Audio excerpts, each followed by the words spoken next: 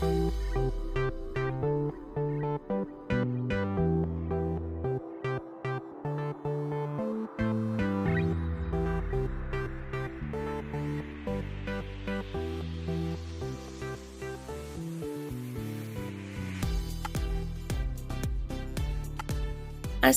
আলাইকুম viewers, welcome to my channel Samira Sanjana. আবারও চলে আসলাম নতুন একটা রেসিপি নিয়ে। আজ আমি আপনাদেরকে রেস্টুরেন্ট স্টাইলে থাই ফুড রেসিপিটা তৈরি করে দেখাবো। চেষ্টা করব খুবই সহজভাবে রেসিপিটা শেয়ার করার জন্য। আশা করি রেসিপিটি আপনার কাছে ভালো লাগবে।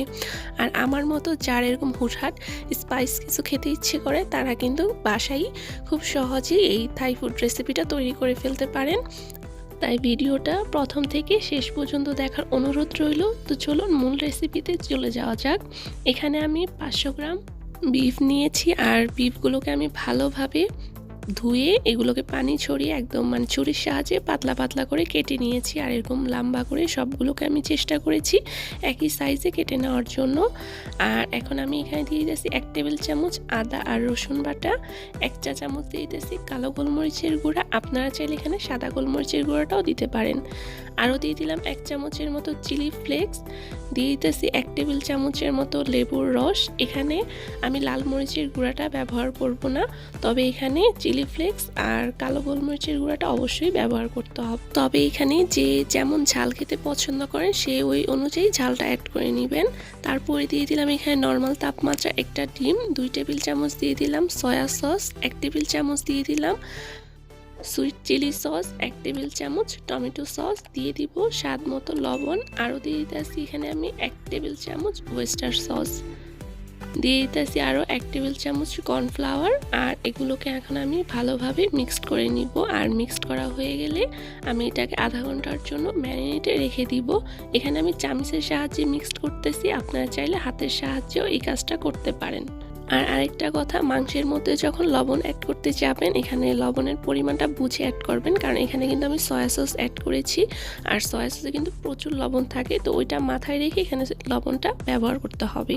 তারপরে ফিরে আসলাম আধা ঘন্টা পর। আর আধা ঘন্টা পরে আমি চুলায় একটা প্যান বসিয়ে এর মধ্যে 2-3 টেবিল চামচের মতো রান্নার তেল দিয়ে তেলটা গরম হয়ে যাওয়ার পরে বিফগুলো দিয়ে দিলাম। আর বিফগুলোকে দিয়ে আমি এটাকে মিডিয়াম আঁচে রান্না করে নিব। অর্থাৎ মাংসগুলো কিন্তু অনেক সময় সিদ্ধ হয় না ভালোভাবে, তাই ওই সমস্যাটা যাতে না হয় এর জন্য আমি মিডিয়াম আঁচে ঢাকনা দিয়ে মাংসগুলোকে রান্না করে নিব। আর যে পর্যায়েটাকে ঢাকনা দিয়ে রেখে দিব ওই পর্যায়ে মাংসের গায়ের থেকেই কিন্তু পানি বের হবে, আর ওই পানি দিয়ে আমি মাংসটাকে পুরোপুরি সিদ্ধ করে নিব। আর এক পর্যায়ে মাংসের পানিটা টেনে মাংসটাকে এরকম ভাজা ভাজা করে নিতে হবে। আর এই দেখুন কত সুন্দর একটা কালার চলে এসেছে। তবে এটা আমি আমার অভিজ্ঞতা থেকেই করে নিয়েছি, আপনারা চাইলে সরাসরি তেলের মধ্যে ভেজেও নিয়ে নিতে পারেন, রান্না করে নিতে পারেন। কিন্তু আমার কাছে মনে হয় কি চিকেনের থেকে বিফটা সিদ্ধ হতে একটু সময় লাগে, তাই আমি বিফটাকে এরকমভাবে সিদ্ধ করে নিয়েছি, এক্সট্রা কোনো পানি দিইনি। তো যেই পর্যায়ে বিফটা এরকম একটু কালার চলে এসেছে ওই পর্যায়ে আমি বিফগুলোকে একটু সাইডে রেখে আমি এখানে 1 টেবিল চামচের মতো রসুন কুচি দিয়ে দিলাম। আর রসুন কুচিগুলোকে হালকা ব্রাউন কালার করে এখানে আমি মাঝারি সাইজের 2টা পেঁয়াজ এরকম করে কেটে আমি ভেজে নিব রসুনের সাথে। তারপরে আমি বিফ আর রসুন কুচি আর পেঁয়াজের ফালিগুলোর সাথে ভালোভাবে মিক্সড করে নিব। মিক্সড করে নেওয়ার পর এখানে আমি এক এক করে সবজি অ্যাড করে দিতেছি। এখানে আমি গাজর অ্যাড করে দিলাম, আর ফ্রোজেন ব্রোকলি দিয়েছি। এখানে আমি দিয়ে দিলাম ক্যাপসিকাম, দিয়ে দিলাম লাল রঙের ক্যাপসিকাম আর সবুজ রঙের ক্যাপসিকাম। এখানে আমি সবজিটা সম্পূর্ণ আমার পছন্দ মতো ব্যবহার করেছি, আপনারা আপনাদের পছন্দ মতো ব্যবহার করে নিতে পারেন।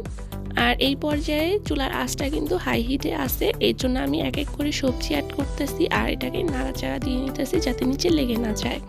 আর এখন আমি আরও দিয়ে দিলাম 4-5টার মতো কাঁচামরিচ, দিয়ে দিলাম 1 চা চামচ কালো গোলমরিচের গুঁড়া, 1 চা চামচ চিলি ফ্লেক্স, দিয়ে দিলাম 1 টেবিল চামচ সুইট চিলি সস, 1 টেবিল চামচ টমেটো সস। আর এখানে আমি সয়া সসটা ব্যবহার করিনি, কারণ আমি প্রথমে সয়া সস এখানে 2 টেবিল চামচ দিয়েছি তাই।